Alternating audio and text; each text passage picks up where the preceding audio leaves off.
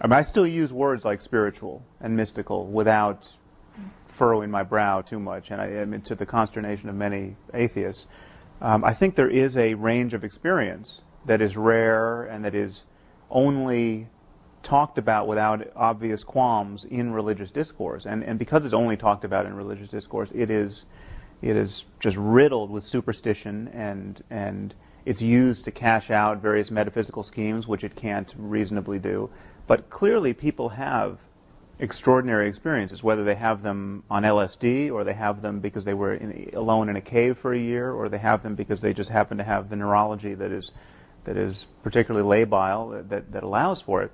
But people have self-transcending experiences, and people have the best day of their life where everything seemed, they seemed at one with nature. Sure. And for that, because religion seems to be the only game in town in talking about those experiences and dignifying them, that's one reason why I think it seems to be taboo to criticize it, because you're talking about the most important moments in people's lives and trashing them, at least from their view. Well, I don't have to agree with you, Sam, in order to say that it's a very good thing you're saying that sort of thing, because it shows that, as you say, religion is not the only game in town when it comes to being spiritual. It's like it's a good idea to have somebody from the political right who is an atheist, because otherwise there's a confusion of values which doesn't help us, and it's much better to have this diversity in other areas. I mean, I think I sort of do agree with you, but even if I didn't, I think it was valuable to have that. Right. If one could make one change, and only one, mine would be to distinguish the numinous from the supernatural. Yes. Right. You had a marvelous quotation from Francis Collins, the genome pioneer, who said, while mountaineering one day, he was just overcome by the landscape, and then went down on his knees and accepted Jesus Christ. A complete non sequitur. It's never even been suggested that Jesus Christ created that landscape. Right. A frozen waterfall in three streams. Three parts. Which would be the mind of the Trinity. Well, yeah, absolutely. We're all triune in one way or another. We're programmed for that. That's very clear. It wouldn't ever have been a four-headed God. Right. You know that from experience. But that would be an enormous distinction to make, and I think it would clear up a lot of people's confusion, that what we have in our emotions, the surplus value of our personalities, the bits that aren't particularly useful for our evolution, or that we can't prove are, but that do belong to us all the same, don't belong to the supernatural and are not to be conscripted or annexed by any priesthood. Yes, it's a sad fact that people, in a sense, won't trust their own valuing of their numinous experiences. They think it isn't really as good as it seems unless it's from God, unless it's some kind of a proof of religion. No, right. It's just as wonderful as it seems. It's just as important. It is the best moment in your life. And it's the moment when you forget yourself and become better than you ever thought you could be in some way, and see in all humbleness the wonderfulness of nature. That's it, and that's wonderful. But it doesn't add anything to say, golly, that has to have been given to me by somebody even more wonderful. It's been hijacked, hasn't it? It's also, I'm afraid, I think it's a deformity or shortcoming in the human personality, frankly, because the religion keeps stressing how humble it is and how meek it is and how accepting and almost to the point of self-abnegation it is. But actually it makes extraordinarily arrogant claims for these moments. It says that I suddenly realized that the universe was all about me. Yes. And felt terrifically humble about it. Come on, we can laugh people out of that, I believe. Right. Yeah. Also, And I think we should. I am so tired of the if only Professor Dennett had the humility to blah, blah, blah. Yes. And humility. And this from people of breathtaking arrogance. Yeah. I think We shove one aside saying, just don't mind me, I'm on an errand for God. Yeah, right. Well, this is a How point. modest is that? This is the point I think we should return to, this notion of the arrogance of science. Oh, because there's no discourse which enforces humility more rigorously. I mean, scientists, in my experience, are the first people to say they don't know. I mean, if you get a scientist to start talking off his area of specialization, he or she immediately starts hedging his bet saying, I'm not, but I'm sure there's someone in the room who knows more about this than me, and of course, all the data's not in. I mean, this is the mode of discourse in which we are most candid about the scope of our ignorance. Well, actually, a lot of academics come up with that kind of false modesty. But I do know. Well, what you mean. Yes, it is. Many's the historian who says, "No, I yield to someone." No, but any academic should do that. Yes, they should. The thing about religious people is that they recite the Nicene Creed every week, which says precisely what they believe. There are 3 gods, not one. The Virgin Mary, Jesus died, went to down for 3 days and then came up again. Yeah. I mean, Yes. in precise detail.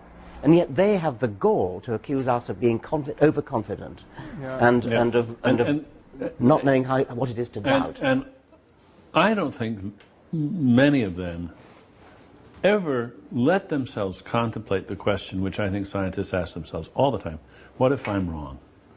Yeah. What if I'm wrong? I mean, it's just not part of their repertoire. Actually, would you mind if I disagreed with you about that? I mean, a lot of the talk that makes religious people hard to, not hard to beat, but hard to argue with, is precisely that they'll say they're in a permanent crisis of faith. There is indeed a prayer, Lord, I believe, help thou my unbelief. Graham Greene says the great thing about being a Catholic was that it was a challenge to his unbelief. A lot of people live by keeping 2 sets of books. In fact, it's my impression. There is that. It's my impression, in fact, that a majority of the people I know who call themselves believers or people of faith do that all the time. I wouldn't say it was schizophrenia. That would be rude. But they're quite aware of the implausibility of what they say. They don't act on it when they go to the doctor or when they travel or anything of this kind. Right. But in some sense, they couldn't be without it. But they're quite respectful of the idea of doubt. In fact, they try and build it in when they can. Well, that's interesting then. And so when they are reciting the creed with its total sort of apparent conviction, is this a kind of mantra which is forcing themselves to overcome doubt by saying, yes, I do believe, I do believe, I do believe, because Sure, really I don't. And of course, like the others, like their secular counterparts, they're glad other people believe it. It's an affirmation they wouldn't want other people not to be making. Well, also there's this curious bootstrapping move, which I tried to point out in this recent On Faith piece. This idea that you start with the premise that belief without evidence is especially noble. I mean, this is the doctrine of faith. This is the parable of doubting Thomas.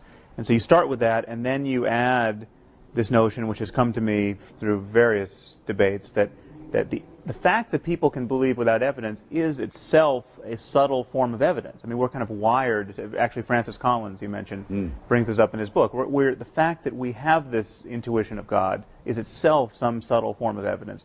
And this is kind of kindling phenomenon where once you say it's good to start without evidence, the fact that you can is a subtle form of evidence, and then the demand for any more evidence is itself a kind of corruption of the intellect or a temptation or something to be guarded against, and you get a kind of perpetual motion machine of self-deception where you can get this thing up and running.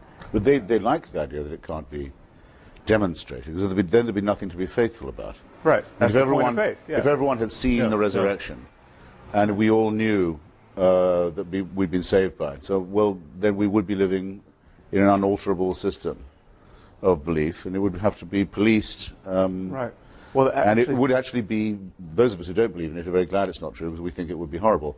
Those who do believe it don't want it to be absolutely proven so there can't be any doubt about it, because then there's no wrestling with the conscience, there are no dark nights of the soul. It was a review of one of our books, I don't remember which, but it was exactly that point, that just, what a crass expectation on the part of atheists that there should be total evidence for this. I mean, there'd be much less magic. You know, if everyone was compelled to believe by too much evidence. Actually, this is Francis Collins. I'm sorry. This is Francis Collins. A friend of mine, Canon Fenton of Oxford, actually, said that if the church validated the Holy Shroud of Turin, he personally would leave the ranks, because if they were doing things like that, he didn't want any part of it. Right. I didn't expect when I started off my book tour to be as lucky as I was. And Jerry Falwell died in my first week on the road. That was amazing. Yes, that was amazing luck. I didn't expect Mother Teresa to come out as an atheist. Yes. But reading her letters, which I now have, it's rather interesting. She writes, I can't bring myself to believe any of this. She tells all her confessors, all her superiors, I can't hear a voice, I can't feel a presence, even in the Mass, even in the sacraments, no small thing. And they write back to us saying, that's good. Right. That's great, you're suffering. It gives you a share in the crucifixion. It makes you part of Calvary. Yeah. You can't beat an argument like that. Right. The less you believe it, the more you're an illustration The more of faith. you prove it's true. Yeah. Yeah. Yes, and the struggle, the dark night of the soul is the proof in itself. Yeah. So we just have to realize that these really are non-overlapping magisteria. We can't hope to argue with a mentality of this kind.